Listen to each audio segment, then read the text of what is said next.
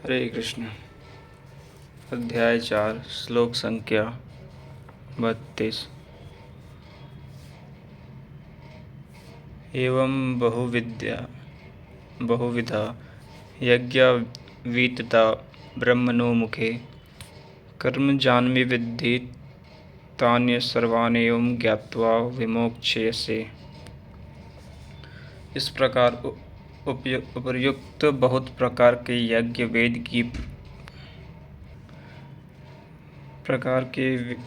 वेद की वाणी में कहे गए हैं, ब्रह्म के मुख से विस्तारित हैं। प्राप्ति के पश्चात महापुरुषों के शरीर को परम ब्रह्म धारण कर लेता है। ब्रह्म से अभिन्न अवस्था वाले उन महात्माओं की बुद्धि मात्र यंत्र होती है, उनके द्वारा वह ब्रह्म ही बोलता है। उनकी वाणी में इन यज्ञों का विस्तार किया गया है। इन सब यज्ञों को तू कर्म जान वृद्धि, कर्म को उत्पन्न हुआ जान। यही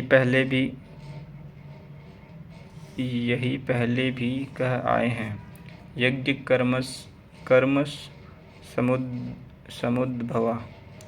उन्हें इस प्रकार क्रियात्मक चलकर जान लेने पर अभी बताता था, यज्ञ करके जिसका पाप नष्ट हो चुका हो वही यज्ञ के यथार्थ ज्ञाता है। अर्जुन, तू विमोक्ष्यसे, संसार बंधन से पूर्णतः छूट जाएगा।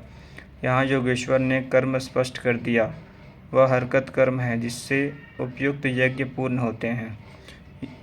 अब यदि दैवी संपत्ति का अर्जन, सद्गुरु का ध्यान, इंद्रियों का संयम, श्वास का प्रवास में हवन, प्रवास का श्वास में हवन, प्राण अपान की गति का निरोध खेती करने से होता हो, व्यापार, नौकरी या राजनीति करने से होता हो तो आप करिए। यज्ञ तो ऐसी क्रिया है जो पूर्ण होते ही तत्क्षण परम ब्रह्म में प्रवेश दिला देती है। बाह्य किसी भी कार्य से आप तत्क्षण ब्रह्म में प्रवेश पा सकते हो तो कीजिए। वस्तुतः यह सब के सब यज्ञ चिंतन की अंतःक्रियाएं हैं, आराधना का चित्रण है जिससे आराध्य देव विदित होता है। यज्ञ उस आराध्य तक की दूरी तय करने की निर्धारित प्रक्रिया विशेष है। यह यज्ञ श्वास, प्रवास, प्राणायाम इत्यादि जिस क्रिया से संपन्न होते हैं उस कार्य प्रणाली का नाम कर्म है। कर्म का शुद्ध अर्थ है आराधना, चिंतन। प्रायः लोग कहते हैं कि संसार में कुछ भी किया जाए हो गया कर्म। कामना से रहित होकर भी कुछ भी करते जाओ, हो गया निष्काम कर्मयोग। कोई कहता है कि अधिक लाभ के लिए विदेशी वस्त्र बेचते हैं तो आप सकामी हैं। देश सेवा के लिए स्वदेशी बेचें तो हो गया निष्काम कर्मयोग। निष्ठापूर्वक नौकरी करें, हानि लाभ की चिंता से मुक्त होकर व्यापार करें, हो गया निष्काम कर्मयोग। जय पराजय की भावना से मुक्त हो युद्ध करें, चुनाव लड़ें, हो गए निष्कर्मी। मरोगे तो मुक्ति हो जाएगी। वस्तुतः ऐसा कुछ भी नहीं है। योगेश्वर श्री कृष्ण ने स्पष्ट शब्दों में बताया कि इस निष्काम कर्म में निर्धारित क्रिया एक ही है।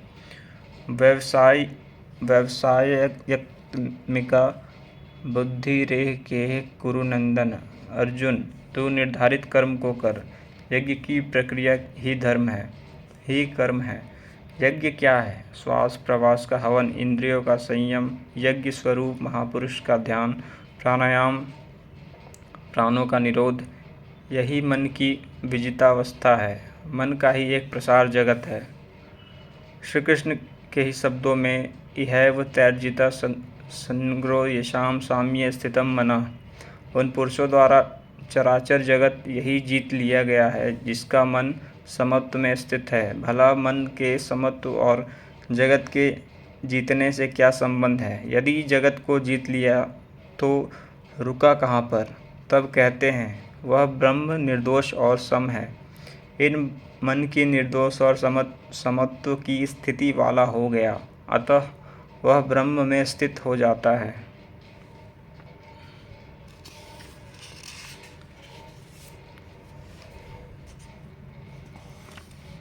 सारांशतः मन का प्रसार ही जगत है। चराचर जगत ही हवन सामग्री के रूप में है।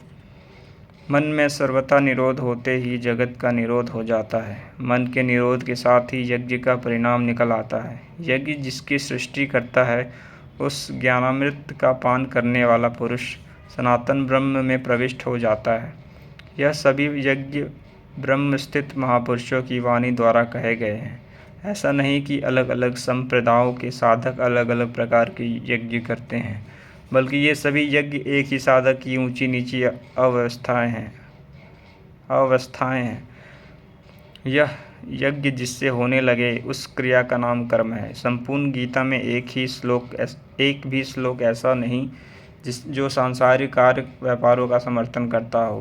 प्रायः यज्ञ का नाम आने पर लोग बाहर एक यज्ञ वेदी बनाकर तिल जौ लेकर स्वाहा बोलते हुए हवन प्रारंभ कर देते हैं। यह एक धोखा है। दव्यज्ञ दूसरा है, जिससे श्री कृष्ण ने कई बार कहा। पशु बलि, वास्तु दाह इत्यादि से इसका कोई संबंध नहीं। आगे के श्लोक हम अगले भाग में पढ़ेंगे। जय श्री कृष्ण।